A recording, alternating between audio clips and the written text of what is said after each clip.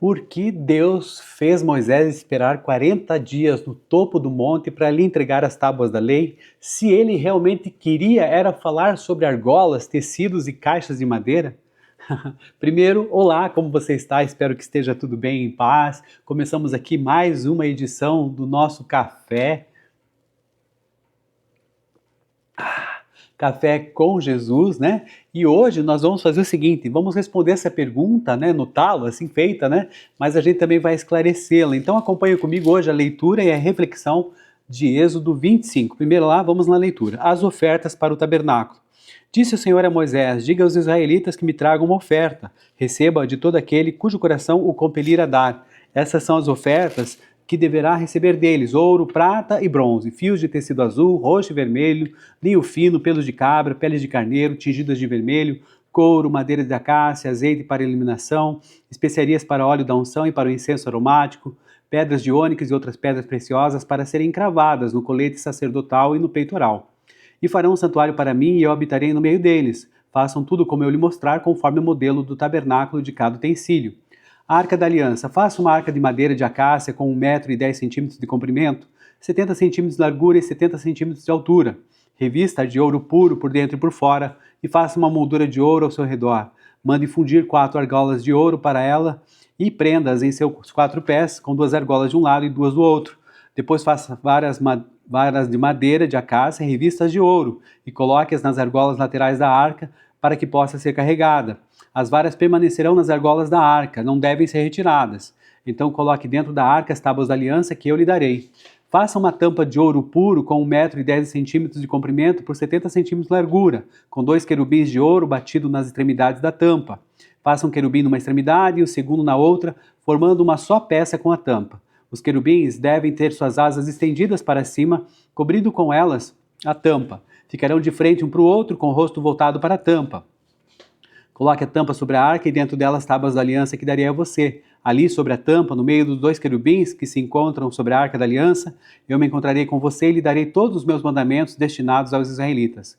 A mesa e seus utensílios. Faça uma mesa de madeira de acácia com 90 centímetros de comprimento, 45 centímetros de largura e 70 centímetros de altura. Revista de ouro puro e faça uma moldura de ouro ao seu redor. Faça também ao seu redor uma borda com a largura de 4 dedos e uma moldura de ouro para essa borda. Faça 4 argolas de ouro para a mesa e prenda-as nos 4 cantos dela, onde estão os seus 4 pés. As argolas devem ser presas próximas da borda para que sustentem as varas usadas para carregar a mesa. Faça as varas de madeira de acácia, revestindo-as de ouro. Com elas se carregará a mesa. Faça de ouro puro os seus pratos e o recipiente para incenso, as suas tigelas e as bacias nas quais se derramam as ofertas de bebidas. Coloque sobre a mesa os pães da presença para que estejam sempre diante de mim. O candelabro de ouro. Faça um candelabro de ouro puro e batido. O pedestal, a haste, as taças, as flores e os botões do candelabro formarão com ele uma só peça. 6 braços sairão do candelabro, 3 de um lado e 3 do outro. Haverá 3 taças com o formato de flor de amêndoa num dos braços, cada uma com botão e flor. As 3 taças com formato de flor de amêndoa no braço seguinte, cada uma com botão e flor. Assim será com 6 braços que saem do candelabro. Na haste do candelabro haverá 4 taças com formato de flor de amêndoa, cada uma com botão e flor. Haverá um botão debaixo de cada par dos 6 braços que saem do candelabro. Os braços com seus botões formarão uma só peça com o candelabro, tudo feito de ouro puro e batido. Faça-lhe também 7 lâmpadas e coloque-as nele para que iluminem a frente dele. Seus cortadores de pavio e seus apagadores serão de ouro puro. Com 35 quilos de ouro puro faça o candelabro e todos esses utensílios. Tenha o cuidado de fazê-lo segundo o modelo que lhe foi mostrado no monte. Senhor nosso Deus, muito obrigado pela leitura de Êxodo capítulo 25, Pai, as instruções que o Senhor dá ao seu povo. E também, Pai, agora nesse tempo de reflexão nos ajuda a termos discernimento e clareza de pensamentos. Em nome de Jesus, amém. Gente, então aqui veja só, Êxodo 25 marca para a gente um momento de transição fundamental nessa narrativa bíblica. Após, então, a entrega da lei ali no Sinai, Deus, então, não fala mais apenas de mandamentos e decretos, como nós já vimos, né? Êxodo 20, 21, 22, 23, e agora mostra também o desejo profundo de habitar no meio do seu povo. Então, para que essa comunhão aconteça de forma santa e ordenada, Deus revela, então, para Moisés as instruções detalhadas e o modelo celestial para a construção do tabernáculo e dos seus primeiros utensílios sagrados. Então, Vamos dividir esse capítulo por blocos para a gente poder aí conversar abertamente sobre isso. O primeiro bloco, o bloco 1, é o contexto narrativo e cronológico que vai revelar aí o encarte do Sinai. Por quê? Para compreender Êxodo 25, a gente precisa compreender também a sua localização nessa estrutura literária do livro. Por quê? Porque os capítulos 25 que nós estamos lendo hoje ao 34, lá adiante, funciona então como um grande parêntese, como se fosse um encarte narrativo dentro ali, como a gente está fazendo aqui, ó. A Bíblia está aqui, o encarte, né? A gente coloca aqui para poder, digamos assim, abrir um parêntese aí narrativo dentro dessa cronologia do Êxodo. Então, veja só, no Êxodo 24, nós lemos ali, Moisés sobe ao monte e entra na nuvem por 40 dias e 40 noites. Aí de Êxodo, de hoje, 25 até o 31, a gente tem esse encarte no topo do monte em que Deus revela o projeto, a planta, né, da construção e entrega as tábuas no final. E depois de Êxodo 35 até 40, nós temos a execução prática através de Bezalel e o povo que dão forma ao tabernáculo. Então, veja só, no capítulo 24 ocorre o que a gente chama do banquete celestial, aquela experiência gloriosa que nós já conversamos aqui, porém temporária. E aqui no capítulo 25, Deus inicia essa transição de visita dele, que seria esporádica, para uma habitação permanente no meio do seu povo. E aí, durante os 40 dias na nuvem, Moisés não recebe apenas comandos de voz. Deus lhe mostra um modelo visual. Segundo, então, Moisés, que foi instruído ali na corte egípcia, ele registra as especificações técnicas ali, possivelmente em pergaminhos. E, ao descer, né, após o incidente ali do bezerro de ouro, que a gente vai ver ainda lá nos capítulos 32, e essa questão da renovação da aliança no capítulo 34, ele entrega esse manual aos engenheiros aí e artesãos, e aí nós vamos lembrar de duas pessoas, o Bezalel e o Oliabe, para a execução dessa obra, que passa então dos capítulos 35 ao 40. Então agora nós fizemos um grande parênteses na história, certo? E aí tem as implicações dessa questão dessa planta que está sendo construída. Bom, aí temos as ofertas para o santuário no bloco 2, que vai do versículo 1 até o 9, e diz respeito à provisão divina no coração humano. Por quê? Porque Deus, ele não inicia o projeto do tabernáculo exigindo o pagamento de impostos, como acontecia ali com o faraó, por exemplo, né? Mas ele convoca o povo, então, para uma entrega voluntária e adoradora. Então a contribuição deveria vir, conforme o versículo 2, de todo aquele cujo coração se move a dar. E a habitação de Deus começa então onde existe uma voluntariedade humana. Que legal, né? Depois nós temos a questão da origem dos materiais, metais nobres, ouro, prata, bronze, ali fios de cores reais, azul, púrpura e carmesim, e peles e madeira de acácia. Então, esse tesouro, de onde que ele vem, gente? Vem do despojo lá do Egito na noite da Páscoa. O que parecia aqui uma indenização de escravidão, era, na verdade, né, a intenção, a provisão soberana de Deus, antecipando a construção do seu santuário no deserto. E aí, o propósito final no versículo 8, e farão um santuário para mim e habitarei no meio deles. Deus não quer ser visitado em templos distantes. Ele deseja então estabelecer a sua tenda de acampamento no centro geométrico e espiritual da vida do seu povo. Que legal, né? Seguindo adiante no bloco 3, nós vamos ter aqui o mobiliário sagrado, a revelação que parte então agora de dentro para fora. Por quê? Porque diferente de uma lógica humana que nós temos, que projeta uma casa de fora para dentro, né? A gente faz ali a construção primeiro, base, depois vai por dentro ali fazendo acabamento e assim por diante. Deus inicia a descrição dele a partir do ponto mais sagrado do universo, que é o Santo dos Santos, e caminha progressivamente, então, em direção para a saída desse tabernáculo. Então nós temos aqui, então, a arca e o propiciatório, que representa a presença, a graça de Deus, né, a misericórdia dele. Temos depois a mesa dos pães, que representa a comunhão e representa a paz. Temos o candelabro, a menorá, que representa luz e testemunho. Até tem aqui uma menorá para você ver, ó. Olha só que interessante, né? Isso aqui é uma menorá, olha. E aqui foi realmente aqui as informações certinhas que a gente vê. Muito bonita, né? Essa é a menorá, aqui o candelabro, no caso, né? Um exemplo só para você saber, não é oficial, né? Mas de qualquer maneira a gente tem essa questão aí. Bom, a Arca da Aliança e o propiciatório, o que que isso representa? É um encontro entre a justiça e a misericórdia, a presença e a graça de Deus. Nos versículos 10 até 16, deveria ser de caixa de madeira de acácia. Então o que que é? É uma madeira resistente ali e rústica do próprio deserto, representando ali então a humanidade, revestido, né, por dentro e por fora de ouro puro, representando então essa divindade. Então as suas varas ali de transporte nunca deveriam ser removidas, mostrando que Deus, caminha ativamente com seu povo em sua jornada migratória. E o conteúdo guardaria o quê? As tábuas do testemunho, as tábuas da lei. E aí o propiciatório, nós temos a tampa de ouro puro batido com 2 querubins esculpidos em suas extremidades, com as asas estendidas e os rostos voltados para baixo. Então veja só, dentro da arca está o quê? Está a aliança, a lei, perdão, que condena o quê? Condena o pecado do homem. E sobre a arca está o propiciatório, que é um lugar de expiação, onde o sangue do sacrifício era salpicado no dia da expiação.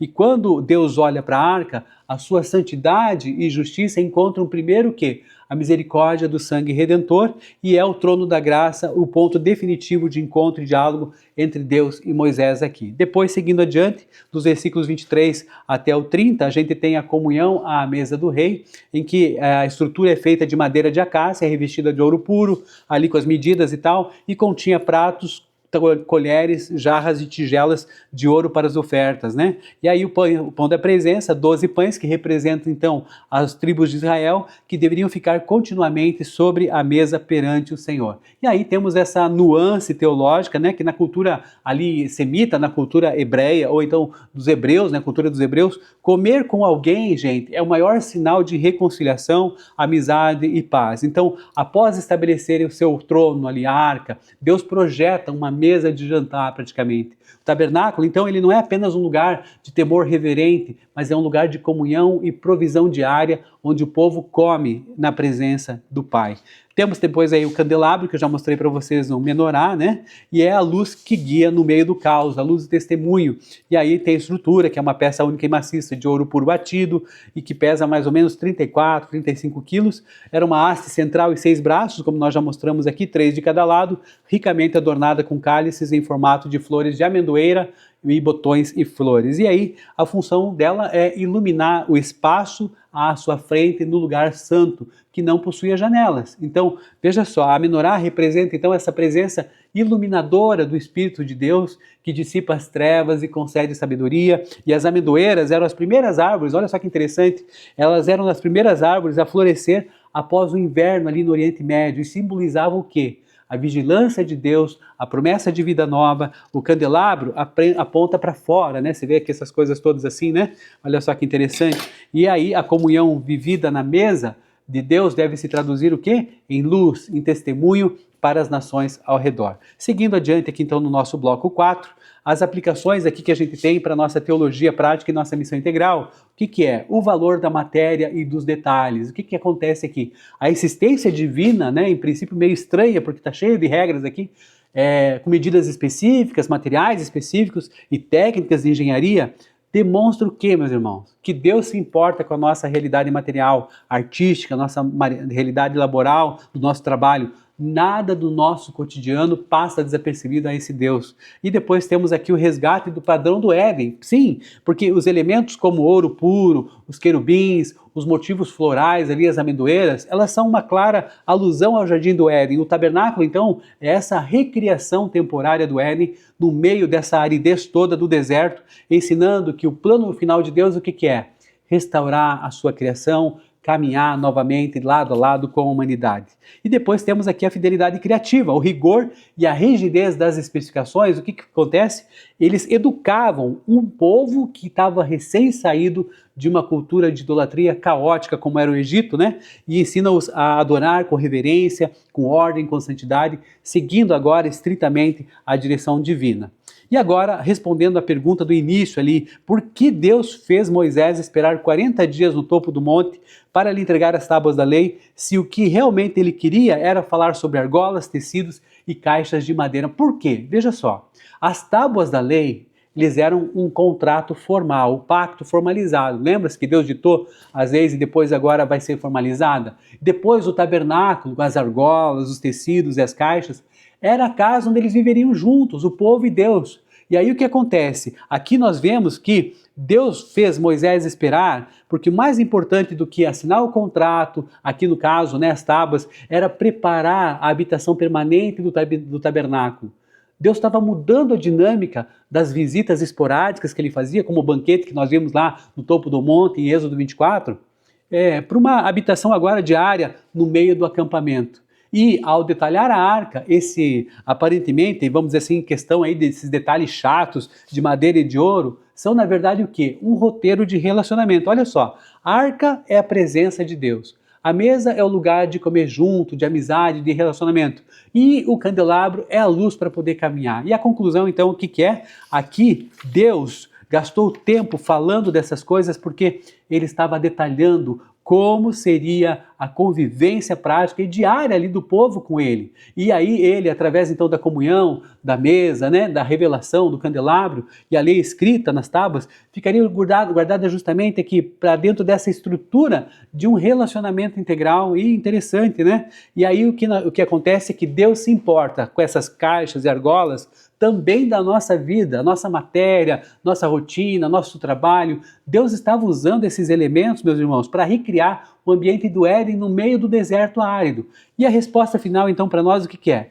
Deus gastou tempo com esses detalhes para nos ensinar que a nossa fé não é apenas um conjunto de regras frias escritas em tábuas de pedra, mas uma vida vivida em santidade, em beleza, em ordem e comunhão prática no meio do nosso cotidiano, mesmo que esse cotidiano seja um deserto. Lembram-se daquele ditado, quem casa quer casa? Pois é, veja só, Êxodo 19 e 20, pedido e noivado. Deus propõe aliança e o povo aceita, dizendo que tudo o que o Senhor falou nós faremos. Depois, em Êxodo 24, tem o banquete de casamento. Moisés e os líderes sobem, comem e bebem na presença de Deus. É a festa da celebração de união. E quem casa, quer casa, né? A gente vai ver de Êxodo 25 agora em diante. Logo após a festa, o que o noivo faz? Ele não deixa a noiva morando de favor ou ao relento no deserto. Ele diz assim, agora vamos construir a nossa casa, vamos construir o tabernáculo. Eu quero morar com você, no meio de vocês, dividindo o mesmo espaço no cotidiano do acampamento.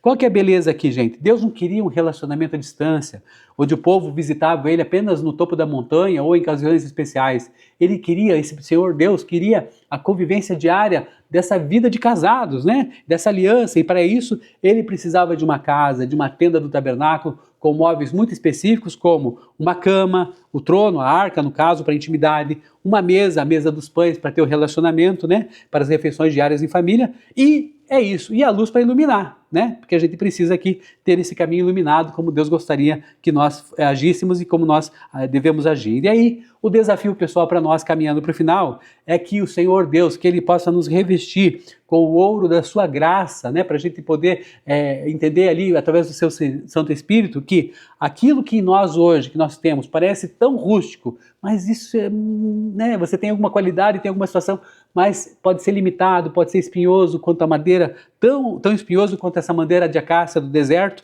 permitindo que Ele transforme as nossas fragilidades e a nossa rotina comum em um santuário de habitação duradoura, ali onde o nosso coração se torne esse propiciatório de misericórdia para com o próximo e que a nossa vida seja, sim, uma mesa de comunhão constante, uma luz que ilumina sem vacilar no meio aí do deserto, ou seja, da maior aridez possível. Então que você seja essa bênção na vida dos outros e a gente possa seguir firme aí no nosso próximo Café com Jesus. Eu te espero lá, valeu, um grande abraço, a paz.